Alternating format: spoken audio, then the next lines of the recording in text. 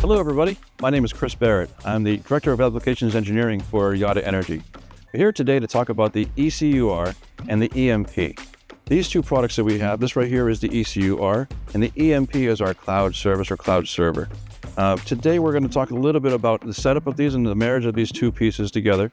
Basically, the ECU-R is the gateway that's sitting there on site. We're going to talk about the setup and how to get this set up as far as the Zigbee is concerned, as far as the internet's concerned. Getting that information to the cloud, I recommend that you send an email into support@yottaenergy.com to get your EMP account set up for proper installation. Now let's take a few minutes and talk about the installation overview for the ECU-R. Step one basically is talk about proper mounting. There's two different ways to mount this. We can mount this either indoors or outdoors. The preferred way is, of course, indoors, adjacent to your server rack, somewhere where all the electronics are sitting so you have proper power. You also have access to the Ethernet port as well. As you can see right here, we're in front of the server room right here, where this device will be located inside the room here, connected with a short cable, Ethernet cable, to one of those open ports. Some installations are not able to be put inside, so we can put them outdoors. Putting them outdoors requires them to be put into a NEMA 3R box or better. Plastic is preferable because, again, we're talking about wireless communication here that needs to get outside of the box. So plastic is the key. The second key piece is the internet connectivity. There's three different ways to connect this device to the internet. Number one is the Ethernet port. This Ethernet port is probably the best, fastest, cheapest, and most secure. Number two is a built-in Wi-Fi in the device. And number three, of course, is a cellular dongle that's a third-party device that plugs right here into the USB port. Now we're going to take a few minutes, get our hands dirty, and turn this thing on. Okay, here we are. We're going to unbox the ECU-R right now. The first piece is the actual ECU-R itself. Second, two antennas, one for Wi-Fi, one for Zigbee, although they are interchangeable. We also include an Ethernet cable, and of course, power cord. Now that the ECU-R is out of the box, let's talk about some of the features. First feature here is the LED lights on the front of the device. The first LED light indicates that we have power and the unit is powered up and booted properly. The second LED light indicates internet connectivity and communication to our servers. Let's turn it over.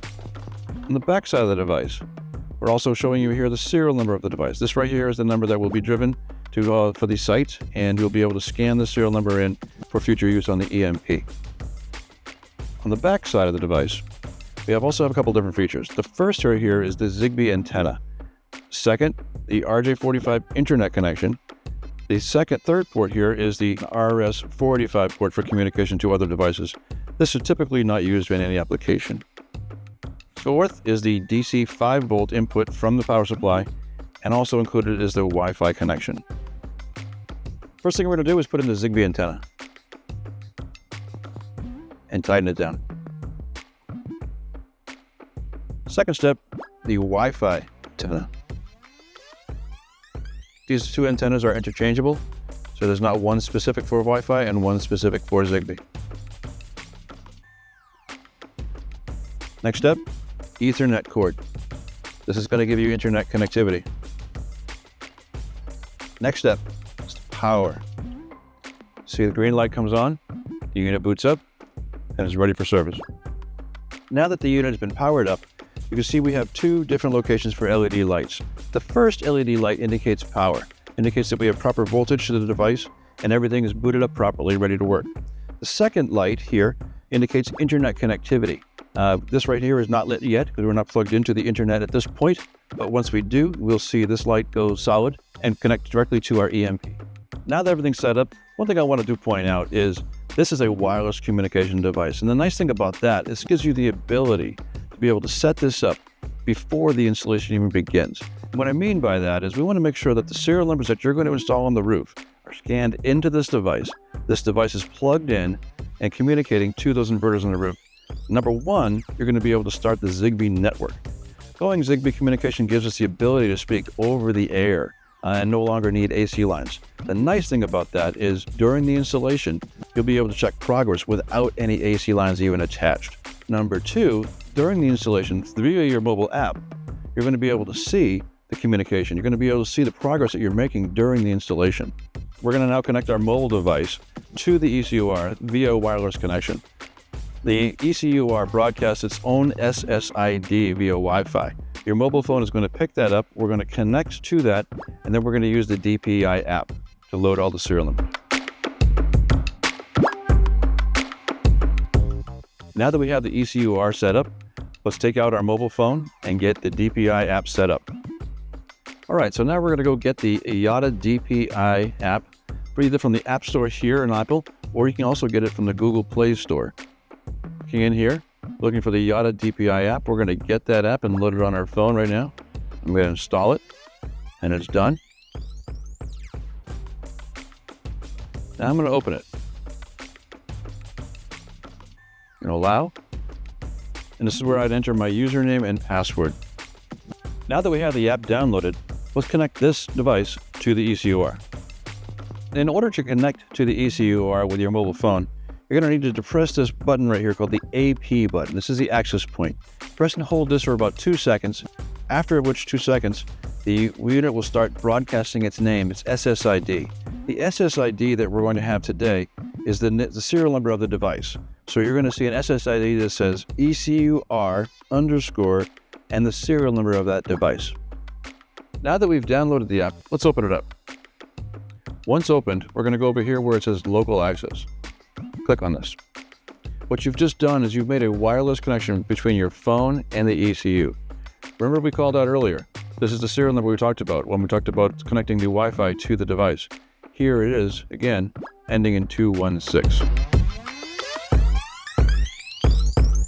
Now that we have the ECU-R unboxed, installed, and updated with everything, we can scan the serial numbers from the box on the outside, or every inverter has a serial number on the device itself.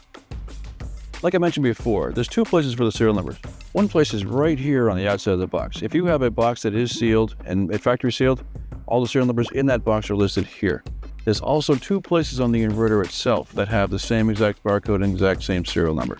We have 2, one located here and one located here, which are permanently etched on the device for future identification.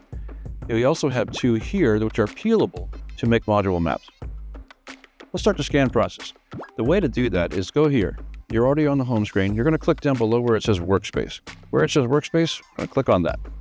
Once you're in the workspace, we're going to go over Find ID Management. Under ID Management is where we start the scanning process. If you look below here, looking for something called Add. Add is right here. Clicking on Add.